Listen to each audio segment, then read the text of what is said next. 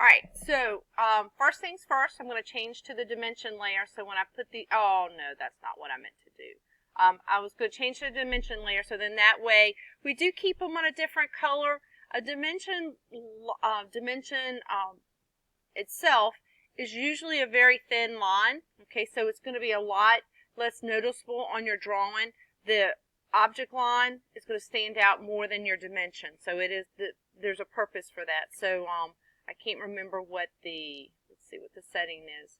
So the dimension is just a default. So it's like a 0.3 where our object line is a 0.6.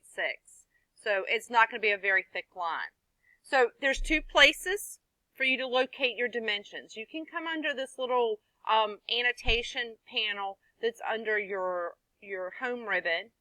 You can click on any of these and get to the dimension, or you can change to the whole ribbon and you can also access them right there. They're the same thing, okay? So it doesn't really make any difference. I usually just go up here and access mine because it's just easy to get to. The linear dimension, the linear works both vertical and horizontal, and then they have an aligned dimension. If you're dimensioning something with an angle, you have to pick the angle dimension. Arc length, you have a radius, a separate one from radius, and a separate one from diameter. So remember, whenever you're using a radius, you'll have part of your drawing will just have an arc, and then when it's a complete circle, you use the diameter. Okay. So we'll start off with the linear dimension. I'm going to just come over here to my front view, and I'm going to pick the two endpoints. So I'm going to pick these two endpoints, and I'm going to start to drag my mouse over. If you see down at the bottom, I have a little green crosshair, and I have like a little green extension, a hidden line that's popping out over to the right. When that happens, you can type in 0.375. That's going to be the spacing that I want to space that part out from my object. And it's automatically going to put that dimension 3/8 of an inch away from my part. Okay. So the key to that is just to make sure when you're pointing or you're picking to it, you do have to sometimes I have to zoom in and then just watch it drag. As soon as you drag, you can then type in the dimension. Now I'm typing in 0.625 and I hit the enter button, and it calculates that the distance from that endpoint over to where the dimension line is going to be placed. So those two dimensions were placed in the right location. That's one way of doing it. Okay, that's usually what I would consider the right way. Sometimes people struggle with that little line and getting that to go over. So we have another method. You can just click on those 2 points. When you pick on it like that, you can pick on the grip, and then you can type in 0.375, and that's what was funky. That extension line didn't drag, and that's not good. So didn't like that. Let me try to do that again. Let's see if I pick it from this point, 0.375. There we go. So I picked it, the first time I picked it from the bottom grip and the extension line went away. The second time I picked it from the text and it moved. So once again, if I am doing this, I'll put it on there. Pick it here. Grab my text, type in 0.625, and I can get the same thing. So that's another method. And I'll show you the 1990s method. The 1990s method, before we had all of those fancy add-ons, we would have to actually offset the line or the object like 3/8 of an inch, and then offset the next line 5/8 of an inch. We would dimension, come to the endpoint, pick it, do the other dimension, go to the endpoint, pick it, come back, draw a window around those two lines, and delete it.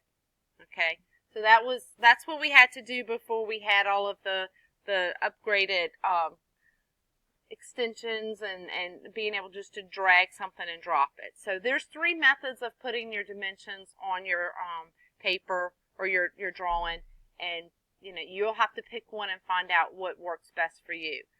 So just to go over some of the rules, just to remember, you're going to try to keep your dimensions inside your views whenever possible. When you have the features like in a common location, I just noticed I have a line here that didn't get extended over. So let's fix that. Oh, how did that happen? My goodness.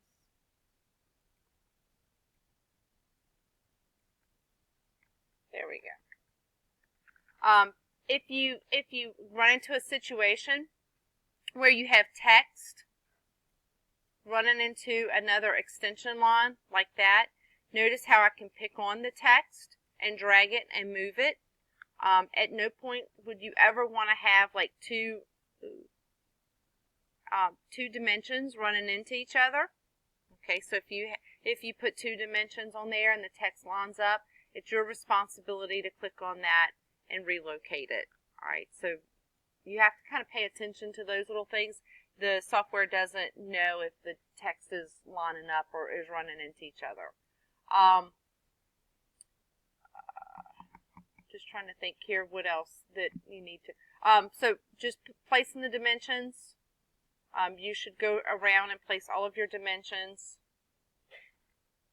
on all of the views, making sure that you start with the smallest dimension first. Some of you are going to probably come down and do this, where you're measuring 0.625 from the bottom. This one's having a little issue.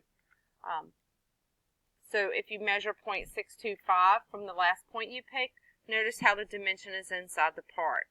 Okay, the dimension is not located off of whatever the shortest line.